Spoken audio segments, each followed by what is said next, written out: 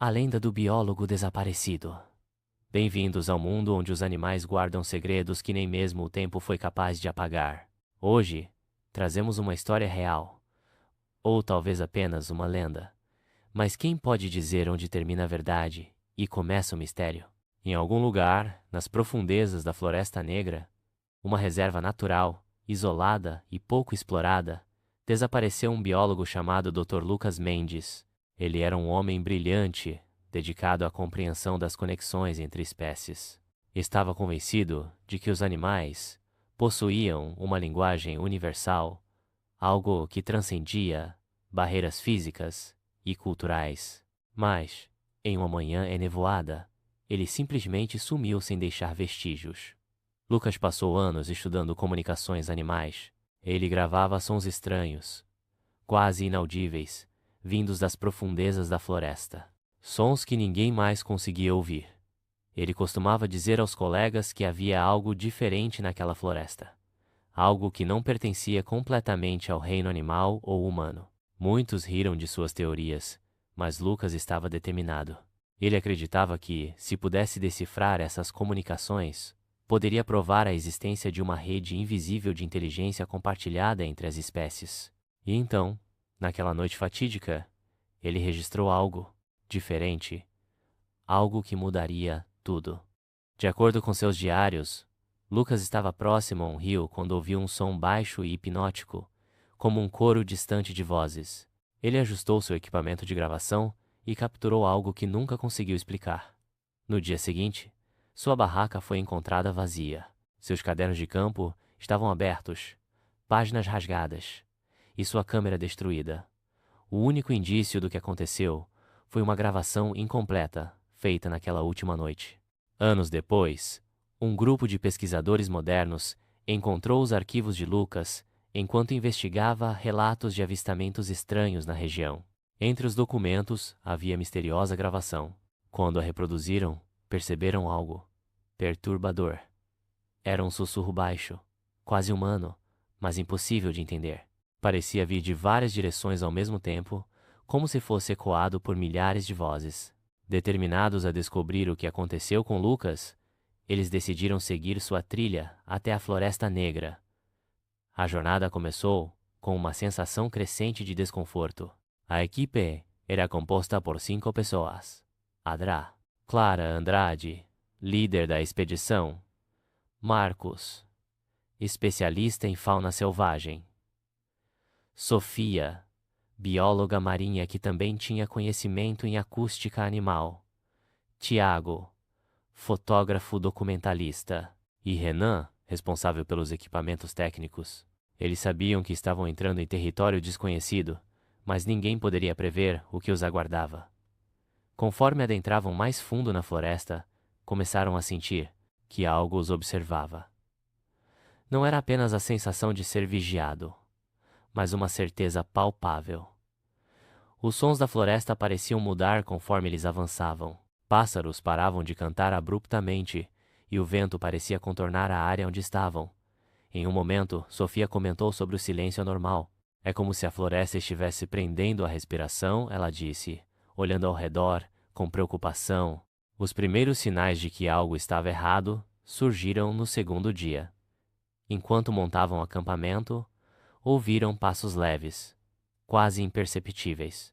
Folhas secas sendo esmagadas sob patas invisíveis.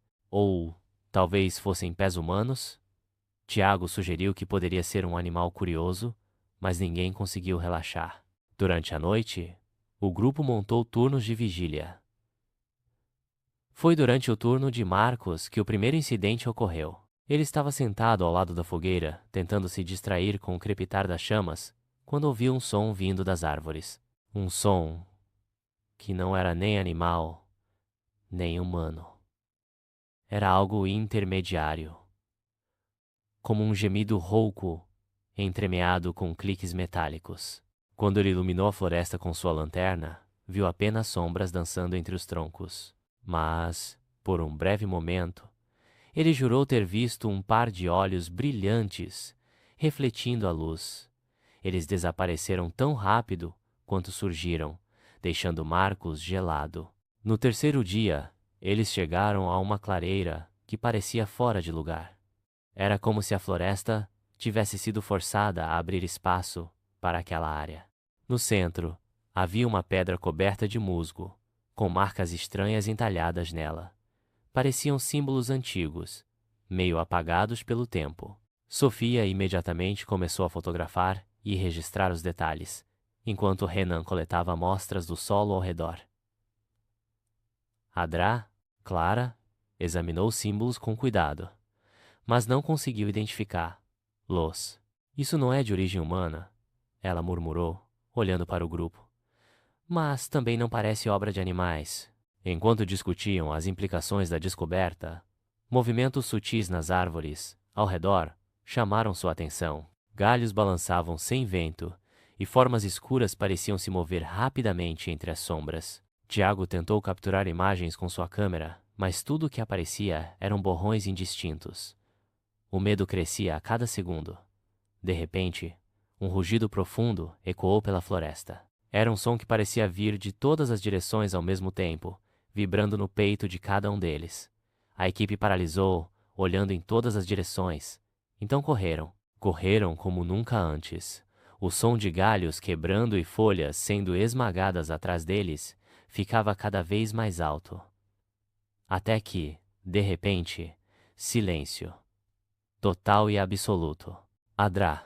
Clara foi a primeira a parar, ofegante, encostada contra uma árvore.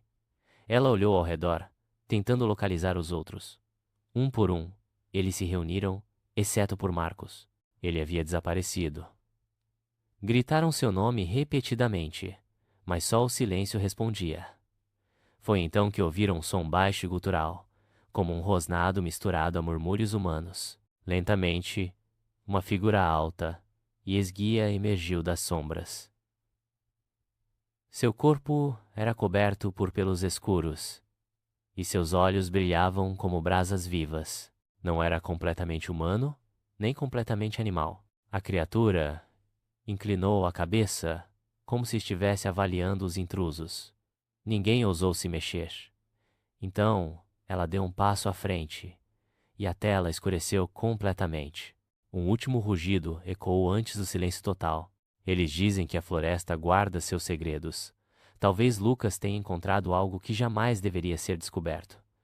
Até hoje, a equipe de pesquisa nunca mais foi vista.